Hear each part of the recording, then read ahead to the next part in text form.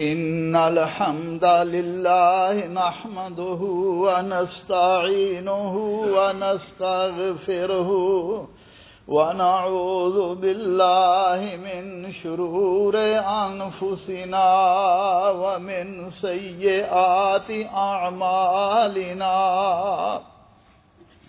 من يهده الله فلا مضل له ومن يضلله فلا هادي له وأشهد أن لا إله إلا الله وحده لا شريك له وأشهد أن محمدا عبده ورسوله اللهم صل على محمد النبي الأمي وأزواجه أمهات المؤمنين وذريته وأهل بيته كما صليت على آل إبراهيم إنك حميد مجيد أما بعد فإن خير الحديث كتاب الله وخير الهدي هدي محمد صلى الله عليه وعلى آله وسلم وشر الأمور محدثاتها وكل محدثة بدعة وكل بدعة ضلالة وكل ضلالة في النار من يطع الله ورسوله فقد رشد واهتدى ومن يعص الله ورسوله فقد ضل ضلالا اللهم انفعنا بما علمتنا وعلمنا ما ينفعنا وزدنا علما أعوذ بالله السميع العليم من الشيطان الرجيم من همزه ونفخه ونفسه بسم الله الرحمن الرحيم ولا تأكلوا أموالكم بينكم بالباطل وتدلوا بها إلى الحكام لتأكلوا فريقا من أموال الناس وأنتم تعلمون ایک دوسرے کا مال ناحق نہ کھایا کرو اور نہ حاکموں کو رشوت دے کر کسی کا کچھ مال ظلم و ستم سے اپنا لیا کرو وَأَنْتُمْ تَعْلَمُونَ حالانکہ تم جانتے ہو۔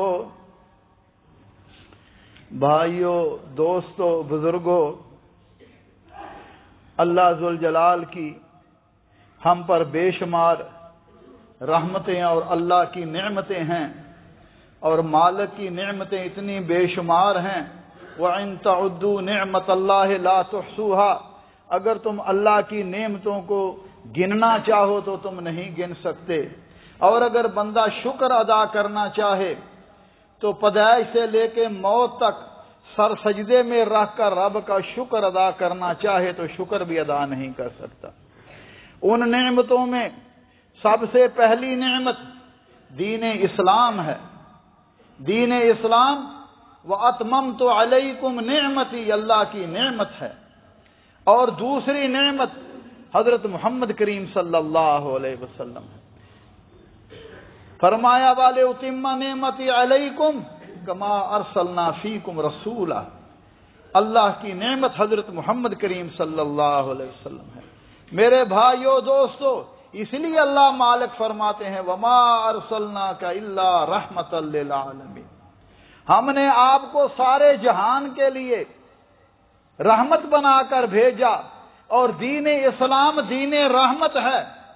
اس میں عدل و انصاف ہے، آپس میں ہمدردی، آپس میں رحم دلی، آپس میں پیار محبت اور عدل و انصاف کا اللہ حکم دیتے ہیں۔ ان اللہ یامر بالعدل والاحسان اللہ تمہیں عدل اور انصاف اور احسان اور نیکی کا حکم دیتے ہیں۔ میرے بھائیو دوستو، اللہ ذوالجلال اپنے بندوں پر نہایت رحیم اور کریم ہیں، نہایت شفیق ہیں، اپنے بندوں کے ساتھ محبت کرنے والے ہیں۔ اس لیے اللہ ذوالجلال نے اپنے انبیاء کرام علیہ الصلاۃ والسلام کو حکم دیا، یا ایھا الرسول کلوا من الطیبات واعملوا صالحا، اے میرے پیغمبرو پاکیزہ چیزاں کھاؤ اور نیک عمل کرو۔ اور مومنوں کو بھی حکم دیا، یا ایھا الذین آمنوا کلوا من طیبات ما رزقناکم، ایمان والو جو ہم نے تمہیں پاکیزہ چیزیں عطا فرمائی ہیں اس میں سے کھاؤ۔ میرے بھائیو دوستو، اور رسول اللہ صلی اللہ علیہ وسلم کے بارے میں فرمایا، یحل لہم الطیبات ویحرم علیہم الخبائث، محمد کریم صلی اللہ علیہ وسلم ان کو حلال اور طیب بتائے گا، اور حرام چیزوں اور جو حرام ہوں گے ان کو حرام ٹھہرائے گا۔ میرے بھائیو دوستو، حلال رزق کا اللہ ذوالجلال نے حکم دیا ہے، اور حرام سے اجتناب کرنے کا اللہ مالک نے حکم فرمایا ہے، اور حرام کھانے سے فرمایا بندے کی دعا بھی قبول نہیں ہوتی۔ ایک شخص سفر میں ہے، ہاتھ اٹھائے ہوئے ہیں، یا رب کہہ رہا ہے، اور اس کی قبولیت کے تمام اسباب موجود ہیں، لیکن نبی صلی اللہ علیہ وسلم نے فرمایا وَمَطْعَمُهُ حَرَامٌ وَمَلْبَسُهُ حَرَامٌ وَقَدْ غُذِّيَ بِالْحَرَامِ فَأَنَّىٰ يُسْتَجَابُ لِهُ، فرمایا اس کا کھانا پینا لباس غذا ہر چیز حرام کی ہے، اللہ کیسے اس کی دعا کو قبول کریں۔ حضرت سعد رضی اللہ تعالیٰ عنہ نے رسول اللہ صلی اللہ علیہ وسلم سے عرض کیا، یا رسول اللہ میرے لیے دعا فرمائیں، اللہ مجھے مستجاب الدعوات بنا دے۔ کیا مانا؟ جب میں اللہ کے سامنے ہاتھ پھیلاؤں اللہ میری دعا کو قبول فرما لے۔ فرمایا سعد اپنا کھانا پینا حلال کر لو، اللہ تمہیں مستجاب الدعوات بنا دیں گے۔ اور فرمایا کوئی بندہ حرام کا ایک لقمہ بھی پیٹ میں ڈالتا ہے، اللہ 40 دن تک اس کی دعا کو اس کا کوئی عمل بھی قبول نہیں فرماتے۔ اور فرمایا بندے کا حرام سے جو گوشت بنا ہے، جو خون بنا ہے، فرمایا اس کے لیے جہنم کی آگ ہی ہے۔ اللہ ذوالجلال ہمیں جہنم سے بچائے اور جہنم میں لے جانے والے کاموں سے بچائے۔ میرے بھائیو دوستو بزرگوں، اسلام کے سارے نظام کی اساس اور بنیاد دو چیزوں پر ہے، صحت عقیدہ اور رزق حلال۔ صحت عقیدہ، شرک بدعت سے عقیدہ پاک ہو اور اللہ ذوالجلال کے ساتھ بالکل درست تعلق ہو کہ اللہ ذوالجلال سارے جہان کا خالق بھی ہے، مالک بھی ہے، اور اکیلا وحدہ لا شریک معبود ہے۔ اور اسی طرح رزق حلال کا التزام کیا جائے۔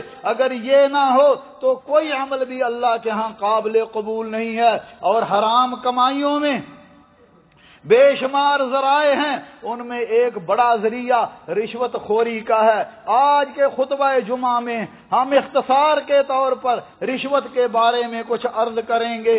یہ ایک ایسا پرانا اور بہت بڑا جرم ہے جو ہر زمانے میں موجود رہا، اور انسانی سوسائٹی کا بدترین اور مہلک ترین مرض ہے جو معاشرے کی رگوں میں زہریلے خون کی طرح سرایت کر چکا ہے، اور جو انسانی نظام کو مکمل طور پر کھوکھلا کر دیتا ہے۔ میرے بھائیو دوستو، رشوت ظالم کو پناہ دیتی ہے اور مظلوم کو جبراً ظلم برداشت کرنے پر مجبور کرتی ہے، اور رشوت کی وجہ سے حق کو نہ حق بنا دیا جاتا ہے اور نہ حق کو حق بنا دیا جاتا ہے۔ آج آپ ہمارے عام نظام کو دیکھیں، عدالتی نظام ہو، دفتری نظام ہو، کوئی بھی ادارہ ہو، سب قوم و ملت کی امانت ہیں، اور جب تک یہ ادارے انصاف کے ساتھ اور عدل و انصاف کے ساتھ، رحمت و محبت کے ساتھ چلتے رہیں گے، لوگوں میں امن و سکون، لوگوں میں چین رہے گا۔ لیکن اگر یہ ادارے رشوت کے نشے میں خود ہی مدہوش ہو گئے تو عدل و انصاف اور حق و امانت کے جتنے بھی راستے ہیں سارے بند ہو جائیں گے، ختم ہو جائیں گے۔ آج میرے بھائیو دوستو، آپ اپنے ماحول کا جائزہ لیں، وزارتوں کو دیکھیں، کمپنیوں فرموں کو دیکھیں، نجی اداروں کو دیکھیں، ہر جگہ یہ بدبخت رشوت نظر آتی ہے، الا من رحم اللہ سبحانہ و تعالی، جس کی وجہ سے معاشرے میں بے چینی، بے آرامی، انتشار، لڑائی جھگڑا، بغض و عداوت، یہ سب اس رشوت کا ہی نتیجہ ہے۔ میرے بھائیو دوستو، اللہ ذوالجلال سے دعا ہے اللہ احکم الحاکمین ہمارے حال پر رحم فرمائے۔ اور یہ بدبخت رشوت کبھی نقد مال کی شکل میں ظاہر ہوتی ہے، اور کبھی ہدیہ اور تحفہ کی شکل لے لیتی ہے، اور کبھی یہ منصب و ملازم کے نظر آتی ہے، اور معاذ اللہ کبھی شراب و شباب اور پرتکلف دعوتوں کا لبادہ اوڑے ہوئے ہوتی ہے۔ اس کے بے شمار رنگ ہیں، ہر رنگ ہی علیحدہ ہے۔ میرے بھائیو دوستو، دین اسلام عدل و انصاف عام کرنے، حق و امانت کا محافظ ہے۔ اس لیے اللہ ذوالجلال نے بھی اور رسول اللہ صلی اللہ علیہ وسلم نے اس کا کھوج لگا کر اس کے بارے میں ہدایات دی ہیں۔ محدثین اعظم، فقہائے کرام نے رشوت کا تعارف کراتے ہوئے مختلف انداز اختیار کیے ہیں، جس کا مجموعی مفہوم یہ ہے: ہر وہ چیز رشوت ہے جو کسی کو اس کی مدد حاصل کرنے، حق کو باطل اور باطل کو حق ثابت کرنے، اپنے حق میں فیصلہ کرانے یا حصول منصب و ملازمت کی غرض سے دی جائے۔ اور رشوت کی کئی قسمیں ہیں جس کے تحت لینے والوں کا، دینے والوں کا طریقہ واردات بدلتا رہتا ہے۔ کبھی بہادر افسر صاحب سے کوئی الٹا کرانا ہوتا ہے تو عین وقت میں اسے چائے پانی لگا دیتے ہیں، اور وہ بھی کہہ دیتا ہے چائے پانی کا بندوبست کر دو، تمہارا کام ہو جائے گا۔ اور کبھی بلا واسطہ لوگوں کے ذریعے رشوت لی جاتی ہے۔ میرے بھائیو دوستو، امام شوکانی رحمت اللہ علیہ اپنی کتاب نیل الاوتار میں اس فعل کو زنا سے بھی بدتر قرار دیتے ہیں، اور امام جساس نے احکام القرآن میں اس فعل کا ارتکاب کرنے والے کو حرام خور اور فاسق قرار دیا جاتا ہے، اور کہا ہے کہ جو شخص رشوت لے اس کو اس کے منصب سے معزول کر دیا جائے۔ امام ابن تیمیہ رحمت اللہ علیہ کے نزدیک رشوت بدترین شکل میں بالاتفاق حرام ہے۔ اور میرے بھائیو دوستو، اہلیت کے حامل لوگوں، امانت اور دیانت سے متصف اہل علم کو تمام سرکاری اور غیر سرکاری امور کی ذمہ داری سونپنا نہ صرف حکومت اور عوام کی بہتری ہے بلکہ یہ ایک دینی فریضہ بھی ہے۔ اور رسول اللہ صلی اللہ علیہ وسلم نے فرمایا: انہا امانت و انہا یوم القیامت خزی و ندامت، فرمایا یہ ایک امانت ہے اور یہ امانت قیامت کے دن رسوائی اور ندامت کا باعث بھی ہوگی، سوائے اس شخص کے جس نے وَإِلَّا مَنْ أَخَذَهَا بِحَقَّهَا، فرمایا مگر جس نے حق کے ساتھ اس کو حاصل کیا اور اس کا حق ادا کیا، کیونکہ اللہ مالک فرما رہے ہیں: ان اللہ یأمرکم ان تؤدوا الامانۃ الی اہلہا، فرمایا اللہ تمہیں حکم دیتا ہے کہ امانت ان کے اہل لوگوں کے سپرد کرو۔ میرے بھائیو دوستو، نبی کریم صلی اللہ علیہ وسلم نے رشوت اور قرابت کی بنا پر نااہل لوگوں کو منصب و ملازمت دینے کو بھی قرب قیامت کی نشانی قرار دیا۔ آپ نے فرمایا: اذا ضیعت الامانۃ فانتظر الساعہ، فرمایا جب امانت ضائع کر دی جائے گی تو پھر قیامت کا انتظار کرو۔ صحابی عرض کرتے ہیں: یا رسول اللہ، اور اس کا ضائع کرنا کیا ہے؟ فرمایا: اذا وسد الامر الی غیر اہلہا فانتظر الساعہ، فرمایا جب نااہل لوگوں کے سپرد امانت کو کر دیا جائے تو یہی امانت کا ضائع کرنا ہے، اور تم قیامت کا انتظار کرو۔ اور نبی صلی اللہ علیہ وسلم نے فرمایا جو والی افیسر مسلمانوں کا نگران بنایا اور اس حال میں مر گیا کہ وہ لوگوں سے دھوکہ کرتا رہا، فریب کرتا رہا، تو ایسے شخص پر اللہ ذوالجلال نے فرمایا الا حرم اللہ علیہ الجنہ، اللہ نے جنت کو حرام کر دیا ہے۔ میرے بھائیو، دوستو، بزرگو، یہ رشوت اس قدر عام ہو چکی ہے کہ اکثر سودے کھلے ہو جاتے ہیں، ایک دوسرے کے سامنے لین دین ہو جاتا ہے، اور بعض شاطر قسم کے لوگ اس کو ہدیہ کا نام دے دیتے ہیں۔ کوئی کام کرانا ہوتا ہے، صاحب کے پاس جاتے ہیں اور کہتے ہیں جناب یہ ہدیہ ہے، حالانکہ یہ رشوت ہے۔ اللہ کو دھوکہ دینا چاہتے ہیں اور خود اپنے آپ کو دھوکہ دے رہے ہیں۔ اہل علم نے ہدیہ کی جو تعریف کی ہے، جس کا مجموعی مفہوم یہ ہے کسی دنیاوی لالچ یا شرط اعانت کے بغیر، کسی مدد کے بغیر، خالص اللہ کو راضی کرنے کے لیے اور اظہار و محبت کے لیے بلا طلب دوست و احباب کوئی چیز دی جائے اسے ہدیہ کہتے ہیں، اور ہدیہ جائز ہے۔ فرمایا تحابو، آپس میں مسلمانوں ایک دوسرے کو ہدیہ دیا کرو، اللہ تمہارے درمیان محبت پیدا کر دے گا۔ فرمایا مصافحہ کیا کرو آپس میں، یہ دل کے کینے کو ختم کر دیتا ہے۔ لیکن یہ ہے کہ وہ ہدیہ ہو گفٹ، اس رشوت یا اس طرح کی کوئی چیز نو۔ سیدنا عمر بن خطاب رضی اللہ تعالی عنہ نے اس وقت ہی فرما دیا تھا، فرمایا یاتی علی الناس زمان یستعمل فیہ السحت بالہدیہ، فرمایا ایک وقت آنے والا ہے جب لوگ حرام کو ہدیہ کے نام سے حلال کریں گے۔ اس لیے انہوں نے اپنے گورنروں کو، اپنے حکام کو سختی سے کہا تھا ایاکم والہدایا فانھا فی الرشاد، خبردار تحائف سے بچ کر رہنا کیونکہ یہ بھی رشوت ہے۔ میرے بھائیو، دوستو، ایک آدمی کو آج کوئی نہیں پوچھتا، جب کرسی پر بیٹھ جاتا ہے تحفوں کی لائنیں لگ جاتی ہیں، ہدیہ دینے والے آ جاتے ہیں، دراصل وہ اپنا کام کرانا چاہتے ہیں یا اس کے قریب ہو کر اس پر زور ڈالنے کے لیے اس کو ہدیہ دیتے ہیں تاکہ کل کوئی کام ہو تو وہ ان سے کروا لیا جائے۔ میرے بھائیو، دوستو، اللہ ذوالجلال ہمارے حال پر رحم فرمائے، افسروں کو،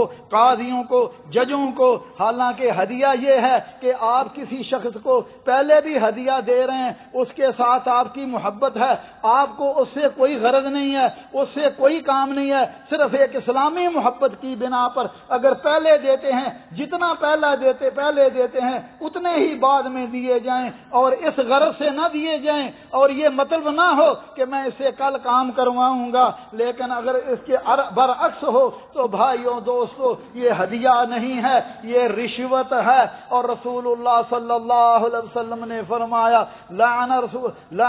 فرمایا اللہ کی اس پر لعنت، الراشی والمرتشی فی النار، فرمایا رشوت لینے والا، رشوت دینے والا، اور ایک حدیث میں یہ بھی فرمایا جو ان کے درمیان سودا کرواتا ہے، فرمایا یہ تینوں ہی جہنم میں جائیں گے۔ اللہ ذوالجلال ہمارے حال پر رحم فرمائے۔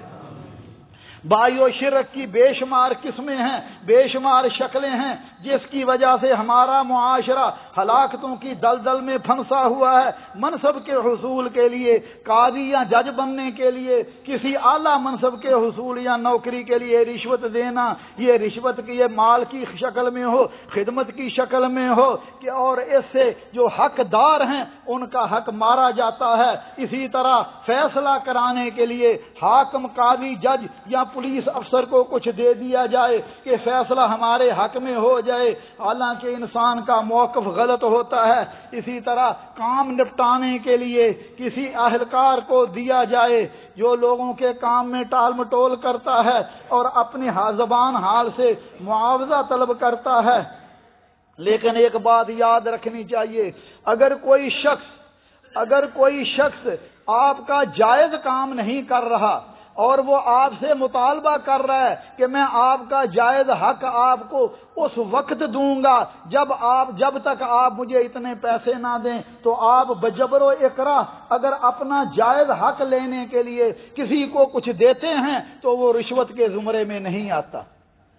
رشوت یہ ہے کہ اب تیرا اپنا حق نہیں ہے کسی کا حق مارنے کے لیے، اپنے متعلق آپ کا حق نہیں ہے فیصلہ قاضی سے اپنے بارے میں کروانے کے لیے دی جائے، لیکن اگر اپنا جائز حق لینے کے لیے اگر کوئی شخص آپ کا جائز حق نہیں دیتا تو میرے بھائیو دوستو، انسان اس کو کچھ دے کر اپنا جائز حق لے رہا ہے تو یہ رشوت کے زمرے میں نہیں آتا۔ اس کا ڈبل وبال اس شخص پر ہوگا جو لیتا ہے، اور جو دے رہا ہے وہ مجبوری کے تحت دے رہا ہے، دل کی خوشی نہیں ہے لیکن اپنا حق لینے کے لیے دے رہا ہے، تو اس پر اس کا کوئی وبال نہیں ہوگا۔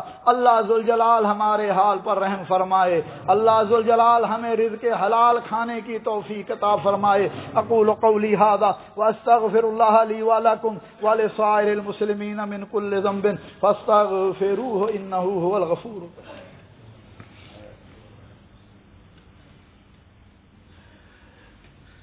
الحمد للہ وسلام علی عبادہ الذین اصطفیٰ، اشہد ان لا الہ الا اللہ وحدہ لا شریک لہ واشہد ان محمدا عبدہ ورسولہ صلوات اللہ ربی وسلام علیہ۔ لیکن میرے بھائیو دوستو، ایک شخص یہ بھی کہہ سکتا ہے کہ بھائیو محنت میں نے کی ہے، کمائی میں نے کی ہے، تو پھر میں آزاد ہوں، جو چاہوں سو کروں۔ تو نہیں بھائی، ہم اللہ ذوالجلال کے بندے ہیں، اللہ ذوالجلال کے عبد ہیں، اور اللہ ذوالجلال نے ہمیں پابند کیا ہے کہ تم نے یہ کرنا ہے، یہ نہیں کرنا۔ اور اللہ ذوالجلال نے جیسا کہ میں نے عرض کیا کہ حکم دیا سب لوگوں کو، یا ایھا الناس کلوا مما فی الارض حلالا طیبا ولا تتبعوا خطوات الشیطان انہ لکم عدو مبین۔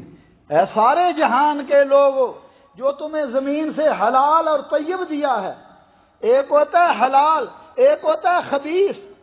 حلال کمائی حلال ہے، اور اس کے علاوہ جتنے بھی ذرائع ہیں وہ خبائث ہیں۔ فرمایا حلال کھاؤ، شیطان کے پیچھے نہ چلو۔ شیطان تمہیں یہ سبق دیتا ہے وہ کوئی بات نہیں، مال آ رہا ہے، کیا فرق پڑتا ہے، تو نے بچوں کا مستقبل بھی بنانا ہے، ابھی تو نے مکان بنانا ہے، ابھی تو نے فلاں کام کرنا ہے، کوئی بات نہیں، کون دیکھتا ہے، بعد میں توبہ کر لینا۔